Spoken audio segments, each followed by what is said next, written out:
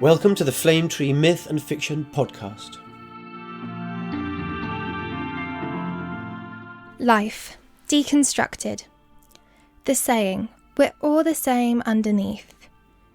Is it referring to blood and bone, or something less tangible? A distinctly human essence, perhaps, or the concept of a soul? Today's stories broadly look at creation, but more importantly, at what commonality connects us all together. Our first story is called Solar-Powered Buddies, and it's by Akis Linardos. This story sits in the sci-fi realm and is from our Robots Past and Future collection, and this one forms part of the future bit of that collection. A world where androids and humans exist at the same time and not necessarily happily. You could say that this universe holds many parallels to our current world and its difficulties, but that's not to say it's entirely void of any hope. Let's hear from Akis Linardos about his story before we hear it narrated for us by Amanda Benzecry.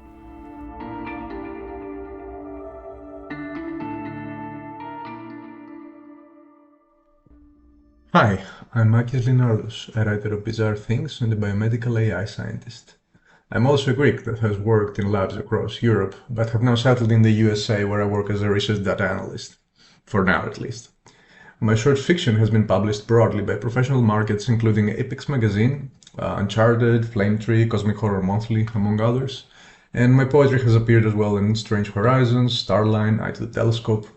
I currently focus on long form, undergoing the ordeals of querying.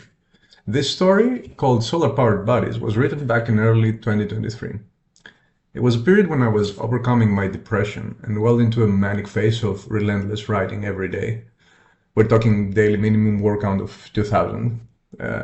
It was a great escape for me and what pulled me out from depression, I feel, eventually. I figured the more you write consistently, the easier the inspiration flows in when you start the next day. But as I'm employed now, such levels of daily word count are well beyond my energy.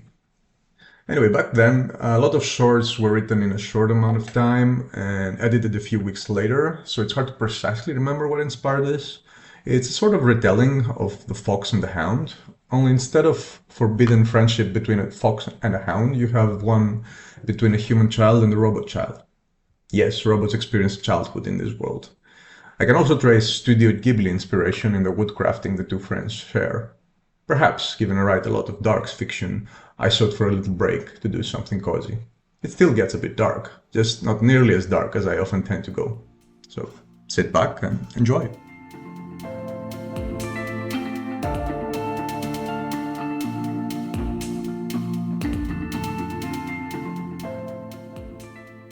Solar-Powered Buddies by Akis Linardos.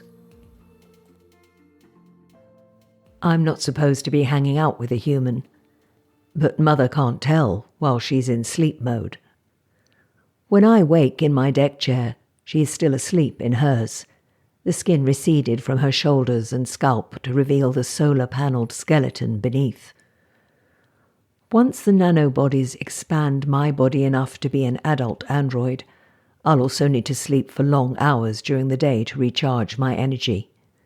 Until then, this window of time between my awakening and hers is the perfect gap to meet with my friend in secret. He's walking on the other side of the street.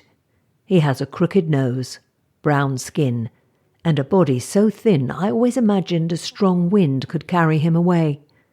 So fragile, even for a human, or a devourer, as Mother and most androids would call him.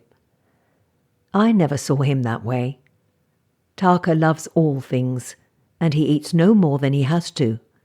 Nature left him no choice. I leap over the railings and land in front of him. Hey, Taka. Hey, Goro. Ready to carve? I nod vigorously and take his warm, soft hand as he leads me to his home. The streets are busy with androids and humans walking in segregated rows, and I'm acutely aware of the distasteful glances they throw our way. They can tell by our gait, by the gleam of solar panels at the corners of my bare scalp, by the way Taka breathes, that we are different. They don't understand our friendship. Tarka listens to me. We share secrets. He teaches me carving. We have fun together. What does the skeleton beneath matter? Tarka bravely defies the world around him, but I keep my head down. I steal furtive glances at the passers-by, dreading to catch a glimpse of those zealot androids known to assault humans on sight. They call themselves solar minders, wear a label of a silver sun. I'm being paranoid, though. These androids have specific territories they operate in, alleys populated solely by other androids where no one would bat an eye. No way they'll be here in the neutral areas. We finally reach Tarka's place and shut the door on the hostile din outside. There's tatami on the floor, and it makes crunching sounds against my tough feet, like walking atop the crust of freshly baked bread. A scent of beef ramen and a clamour of utensils come from the kitchen. We shouldn't be seen together, but with his mother busy cooking, we have enough time to work on the carving if we work in the shed outside. Tarka learned to carve wood from his father and inherited all the tools he needed to continue the craft, a series of whittling knives with handles 10 times the blade size. Tarka picks 2 blocks of lime wood, one for him, one for me, and we go to the shed. It's dusty, filled with shelves hosting buckets, sprays, and old knives. He lays the tools on a table covered by a blue sheet for us to work. Not work, not really. It's more like play.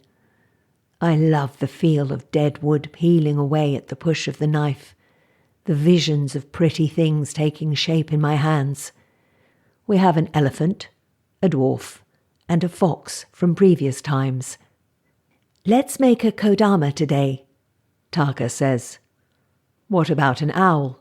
Or perhaps a red panda? Or a totem with monkey faces?" "All of them." I smile. "You take the kodama. I'll do the owl first." We nod at each other and get to work. Draw the design on paper, attach the paper on the wood, and finally, the best part, push the blade on the wood and peel away flakes. Shk, shk. Part of me always expects to find something at the wood's core, like if I peel away enough, a solar-panelled skeleton will reveal itself. And once it touches the sunlight, the carving I make will be alive, and the owl will fly away. It makes me think of my own body as a woodblock, and now I imagine Mother popping up from behind me saying, "See, Goro? All things should harvest energy from the sun, not survive at the expense of others." As soon as I finish the beak, a shriek erupts behind us. Tarka's mother has puffy bags below her eyes, and something about the way she glares in my direction makes me think crows will start flying from the hoops of her sleeves to peck at my scalp. "What is he doing here?" she asks. "We were just carving. I didn't mean no harm by it," Tarka says. "No harm? Do you know what they'll do to people like us if they find him here? Do you want to have your family accused of abduction?" Why do adults act like that? Once, my mother humiliated Tarka when she caught me hanging out with him on the streets, called him street urchin and a plague to the planet. His mother looks at me as if I'm some dangerous animal that escaped from the zoo. All I want is to hang out with my friend. Why can't they leave us in peace? Tarka attempts to defend our actions further, but I stand, bow, and say, "I'm sorry for any distress I caused you, Mrs. Bencroft. I will leave now." I cross the threshold to the outside world, knowing Mrs. Bencroft is glaring at the back of my neck.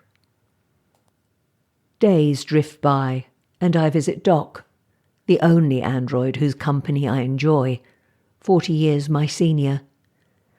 His father was a kind android who created him to help around with the gadget shop. Now Doc lives out his retirement surrounded by the ancient electronics and paraphernalia he has crafted throughout his existence.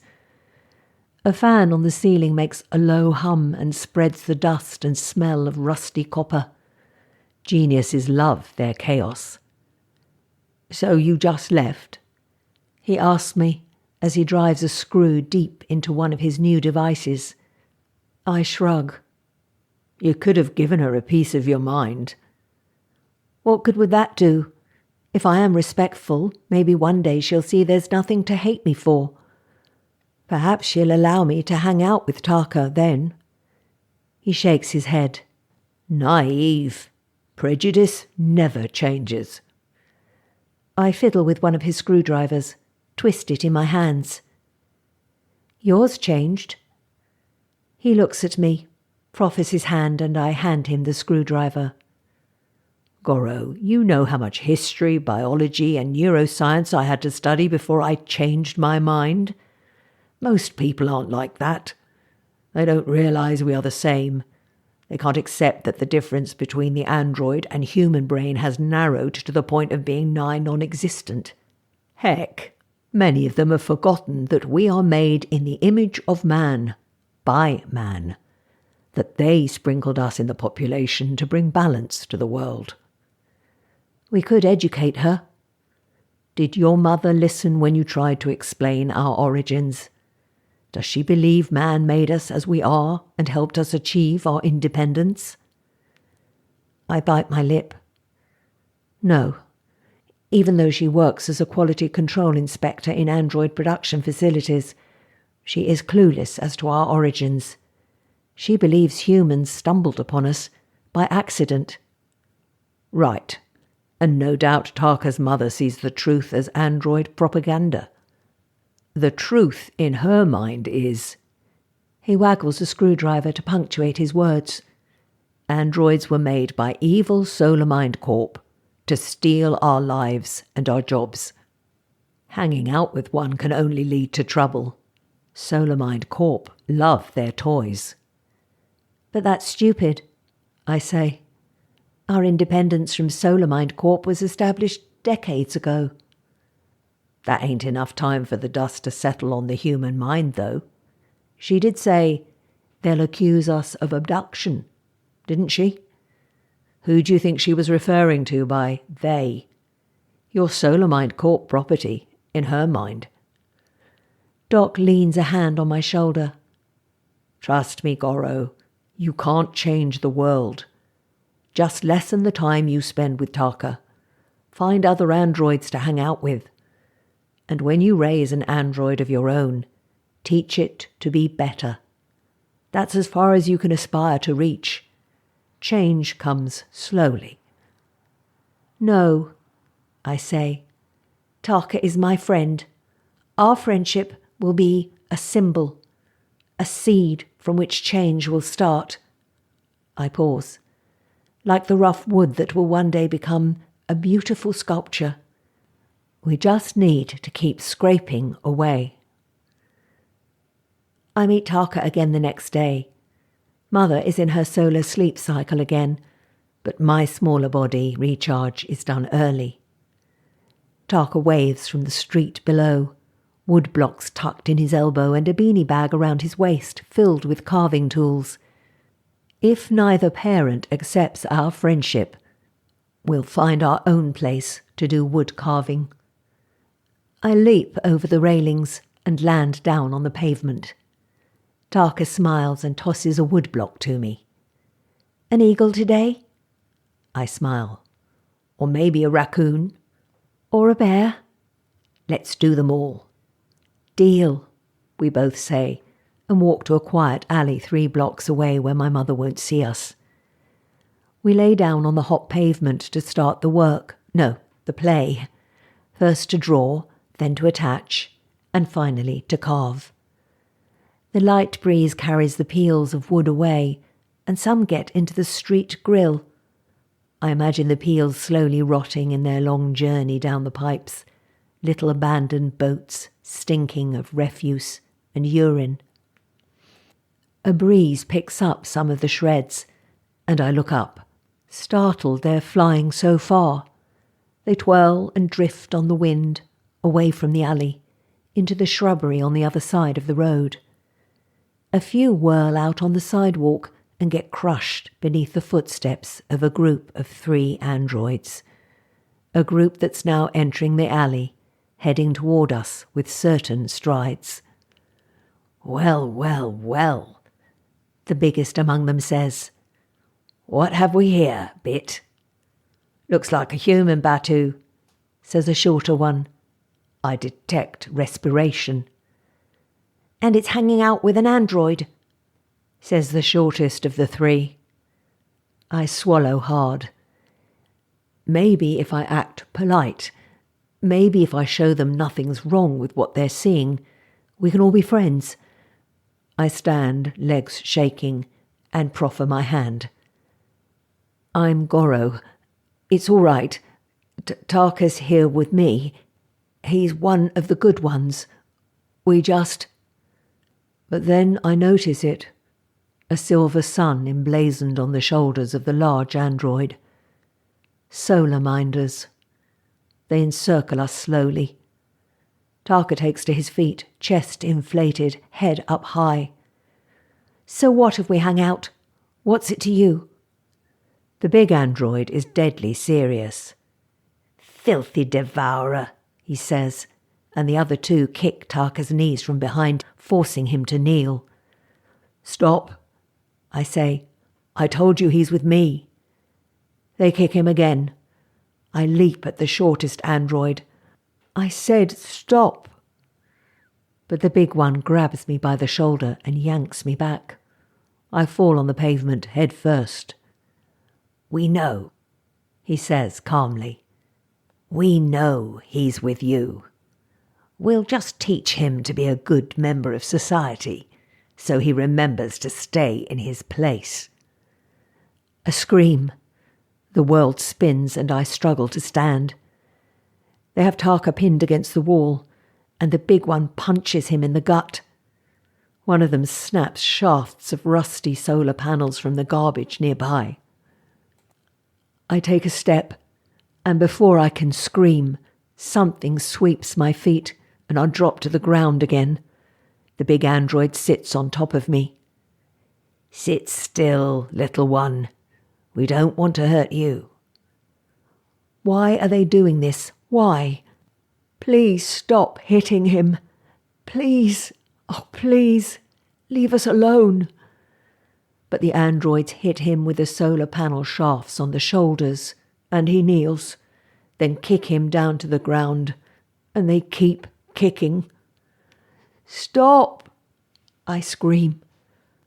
But they remain indifferent to my pleas, and keep kicking his fragile body with their powerful android feet. The alley echoes with fleshy, bone-crushing sounds. Tarka screams and screams, and I can't do anything. I can't do anything to save my friend. I hoist Tarka over my shoulder. His breathing is ragged, and by the time we reach Doc's place, his grunts have waned to a painful wheeze. Doc brings forth a chair for me to rest the body. "What the hell? What happened?" "Solar minders ambushed us. Can you do something?" "Me? I don't know jack about human physiology. Take him to a hospital." I shake my head. Can't. Android hospitals won't accept him, and the human ones need money. We don't have any. I know his family doesn't have any. I had to act fast. I could only think of you. Please, Doc. But Doc seems lost. The certain elderly android I know is gone. His eyes shift helplessly between me and Tarka. I lift Tarka's hand and feel the pulse in the wrist. Weaker, slower, almost gone. I know enough about human anatomy to realize what this means. He's dying. How can we help him? What can we... I turn to Doc. You know how to transfer consciousness, don't you? You can save him if you store it out of his body. His eyes widen. Goro, that's for our kind. I can't do this on a human. You said their minds were just like ours. I said almost like ours. And I don't have a powerful enough computer even if I wanted to. How powerful does it need to be? Can't we just, use...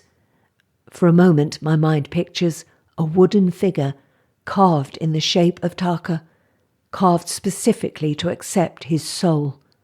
A wood block with a solar-powered skeleton inside. Use me, I say. Doc runs a hand through his hair. You don't know what you're asking.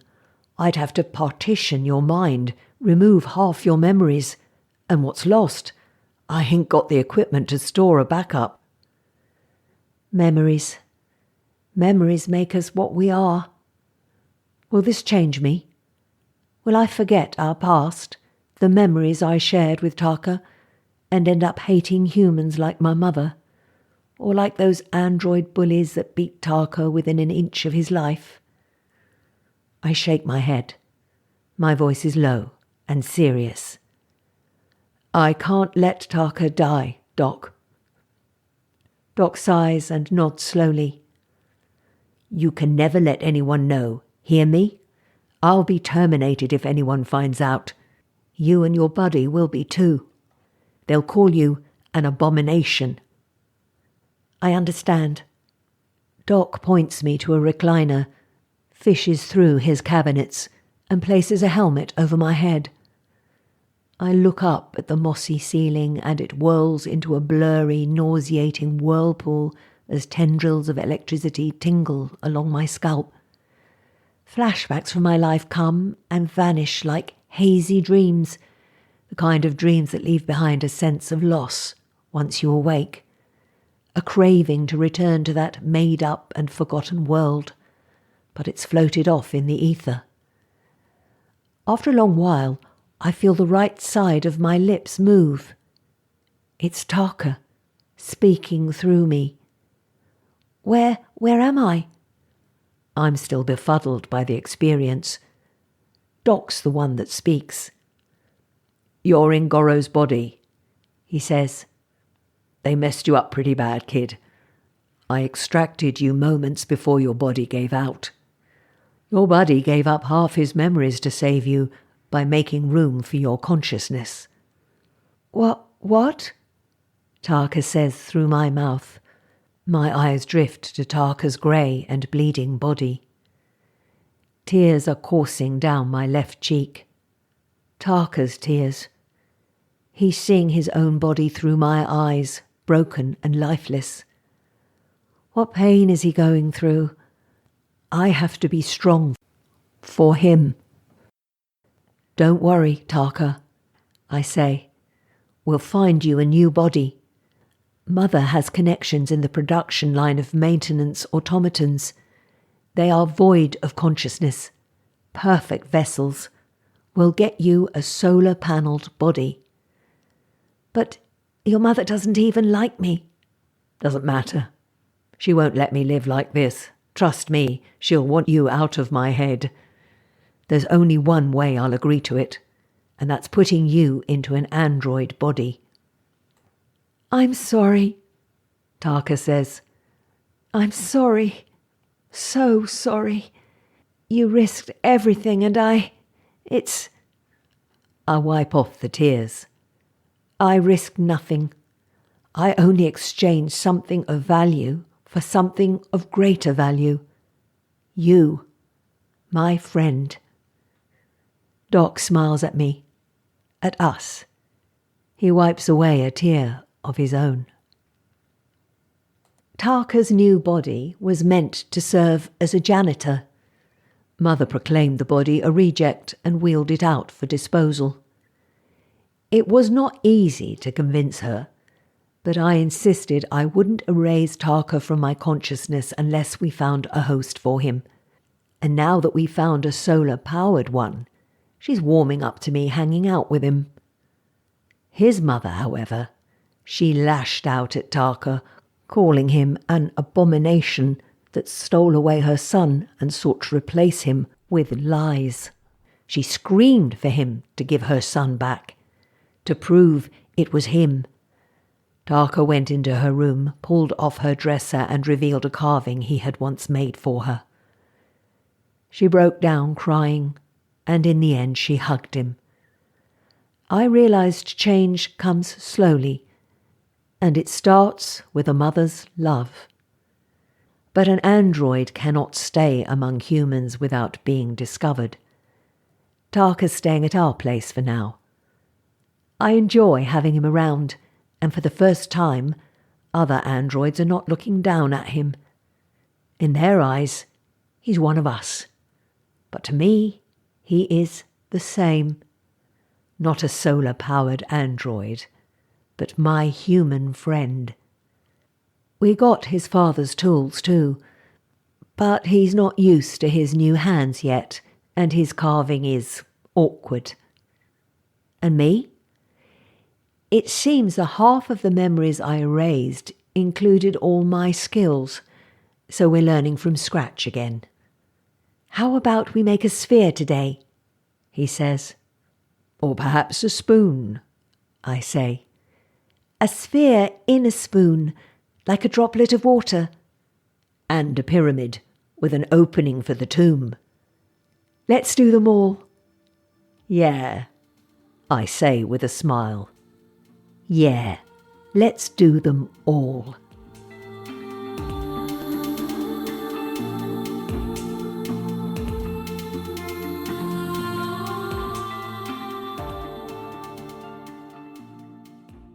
I started off at Flametree as a publishing assistant in 2024, and I was asked by editorial sometimes to help if they had a lot of submissions for a specific title.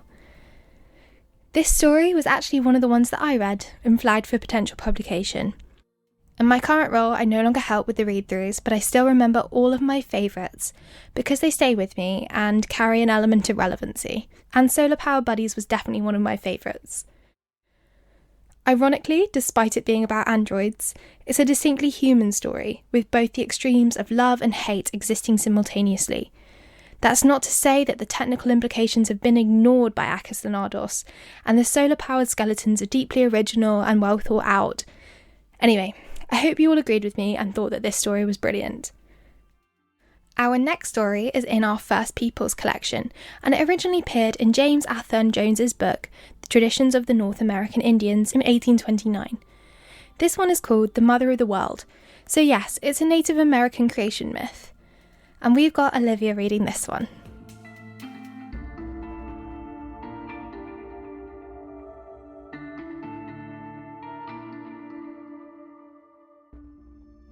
The Mother of the World. In the frozen regions of the north, beyond the lands which are now the hunting grounds of the snakes and copper mines, there lived, when no other being but herself was, a woman who became the mother of the world. She was a little woman, our fathers told us, not taller than the shoulders of a young maiden of our nation, but she was very beautiful and very wise. Whether she was good-tempered or cross, I cannot tell, for she had no husband, and so there was nothing to vex her, or to try her patience. She had not, as the women of our nation now have, to pound corn, or to fetch home heavy loads of buffalo flesh, or to make snow sledges, or to wade into the icy rivers to spear salmon, or basket capping, or to lie concealed among the wet marsh grass and wild rice to snare pelicans and cranes and goose sanders, while her lazy good-for-nothing husband lay at home, smoking his pipe and drinking the pleasant juice of the nishkamanik by the warm fire in his cabin. She had only to procure her own food, and this was the berries and hips and sorrel and rock moss which, being found plentifully near her cave, were plucked with little trouble.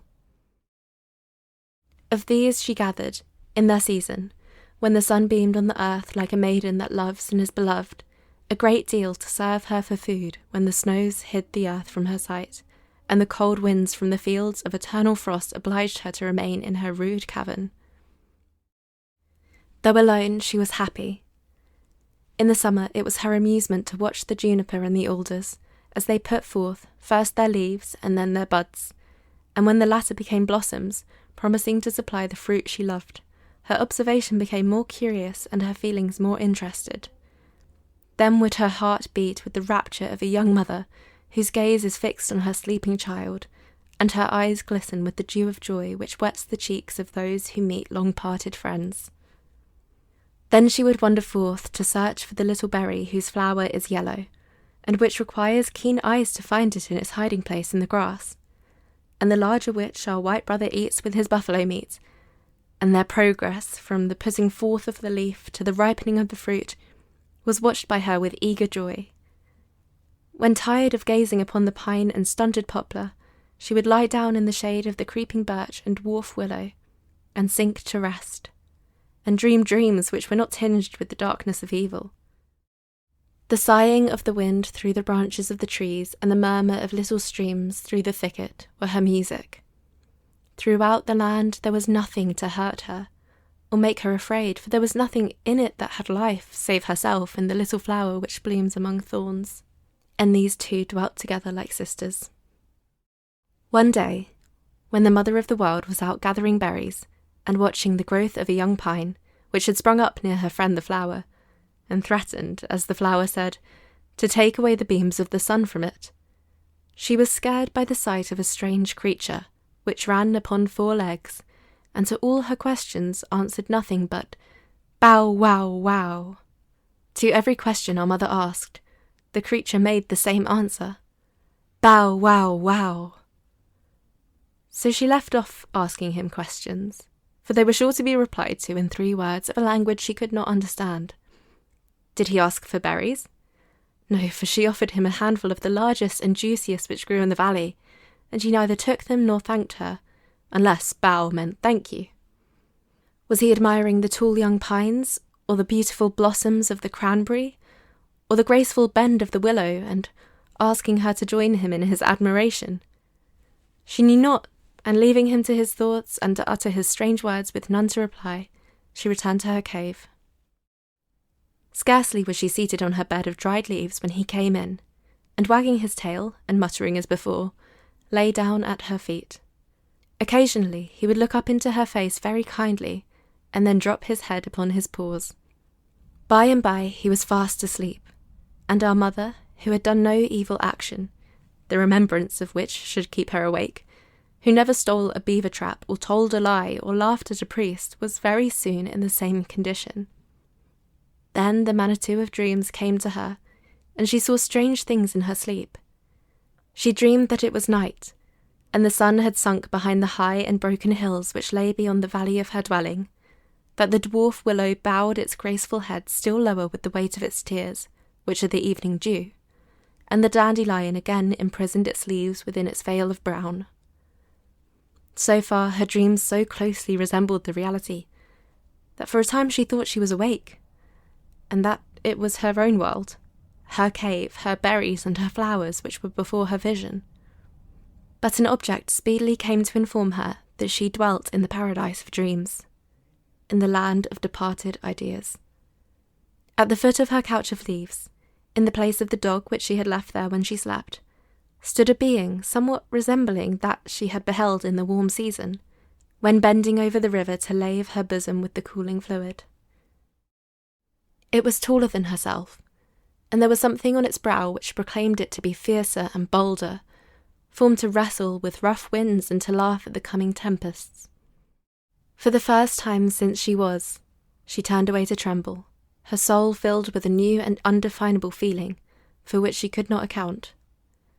After shading her eyes a moment from the vision, she looked again, and though her trembling increased and her brain became giddy, she did not wish the being away, nor did she motion it to go.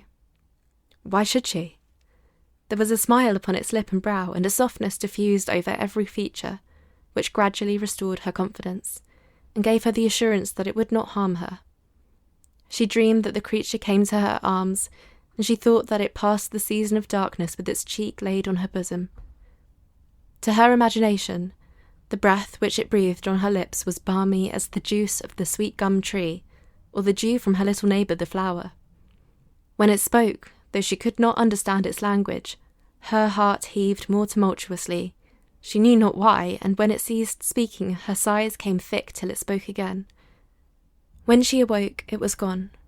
The beams of the star of day shone through the fissures of her cavern, and in the place of the beautiful and loved being lay the strange creature with the 4 legs and the old bow wow wow. 4 moons passed, and brought no change of scene to the mother of the world. By night her dreams were ever the same. There was always the same dear and beloved being, each day dearer and more beloved, coming with the shades and departing with the sun, folding her in its arms, breathing balm on her lips, and pressing her bosom with its downy cheek. By day, the dog was always at her side, whether she went to gather berries or cresses, or to lave her limbs in the stream. Whenever the dog was there, the more beloved being was not. When night came, the dog as surely disappeared, and the other, seen in dreams, supplied his place. But she herself became changed. She took no more joy in the scenes which once pleased her. The pines she had planted throve unnoticed. The creeping birch stifled the willow and the juniper, and she heeded it not. The sweetest berries grew tasteless. She even forgot to visit her pretty sister, the rose. Yet she knew not the cause of her sudden change, nor of the anxiety and apprehension which filled her mind. Why tears bedewed her cheeks till her eyes became blind, why she trembled at times and grew sick and fainted and fell to the earth, she knew not. Her feelings told her of a change, but the relation of its cause, the naming to her startled ear of the mystery of the dog by day and the man by night, was reserved for a being who was to prepare the world for the reception of the mighty numbers which were to be the progeny of its mother. She had wandered forth to a lonely valley, lonely where all was lonely, to weep and sigh over her lost peace, and to think of the dear being with which that loss seemed to her to be in some way connected, when suddenly the sky became darkened, and she saw the form of a being shaped like that which visited her in her sleep, but of immense proportions, coming towards her from the east. The clouds wreathed themselves around his head. His hair swept the mists from the mountain tops. His eyes were larger than the rising sun when he wears the red flush of anger in the frog moon, and his voice, when he gave it full tone, was louder than the thunder of the Spirit's Bay of Lake Huron. But to the woman he spoke in soft whispers. His terrific accents were reserved for the dog, who quailed beneath them in evident terror, not daring even to utter his only words, bow wow. The mother of the world related to him her dreams, and asked him why, since she had had them, she was so changed, why she now found no joy in the scenes which once pleased her, but rather wished that she no longer was, her dreams being now all that she loved. The mighty being told her that they were not dreams, but a reality, that the dog which now stood by her side was invested by the master of life with power to quit, at the coming in of the shades, the shape of a dog, and to take that of a man, a being who was the counterpart of herself, but formed with strength and resolution, to counteract by wisdom and sagacity, and to overcome by strength and valour the rough difficulties and embarrassments which were to spring up in the path of human life, that he was to be fierce and bold, and she gentle and afraid. He told her that the change she complained of, and which had given her so much grief, wetted her cheek with tears and filled her bosom with sighs, was the natural result of the intimate connection of two such beings, and was the mode of perpetuating the human race, which had been decreed by the Master of Life, that before the buds now forming should be matured to fruit, she would give birth to 2 helpless little beings, whom she must feed with her milk, and rear with tender care, for from them would the world be peopled. He had been sent, he said, by the good Spirit to level and prepare the earth for the reception of the race who were to inhabit it. Hitherto, the world had lain a rude and shapeless mass. The great man now reduced it to order. He threw the rough and stony crags into the deep valleys. He moved the frozen mountain to fill up the boiling chasm.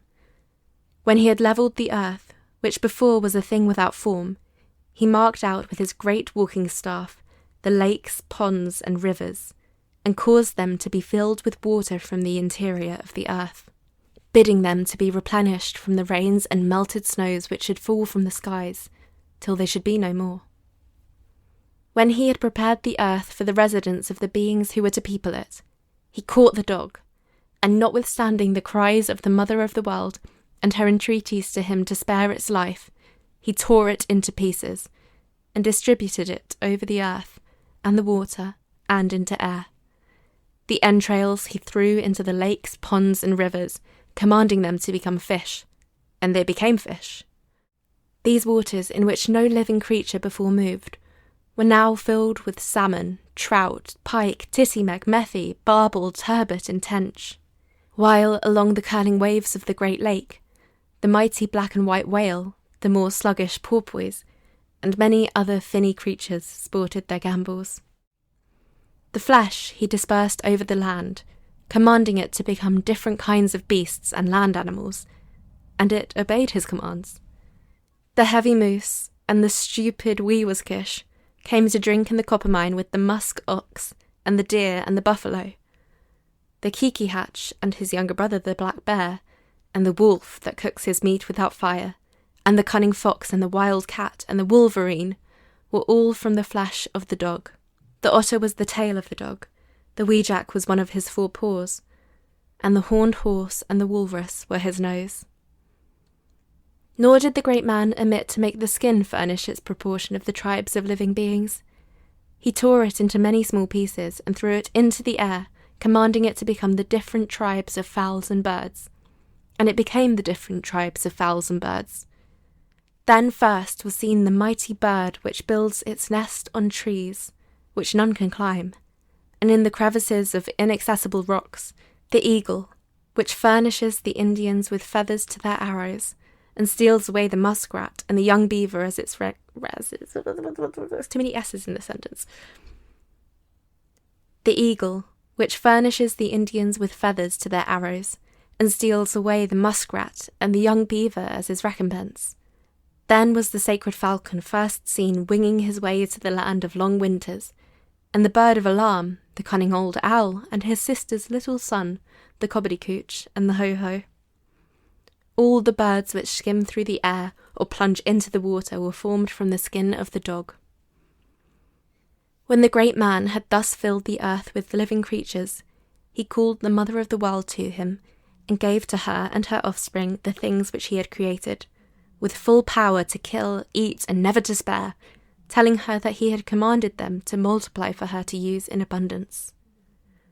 When he had finished speaking, he returned to the place whence he came, and has never been heard of since. In due time, the mother of the world was delivered of 2 children, a son and a daughter, both having the dark visage of the Indian race, and from them proceeded the Dogribs and all the other nations of the earth. The white men were from the same source, but the father of them having once upon a time been caught stealing a beaver trap, he became so terrified that he lost his original colour and never regained it, and his children remain with the same pale cheeks to this day. Brothers, I have told you no lie.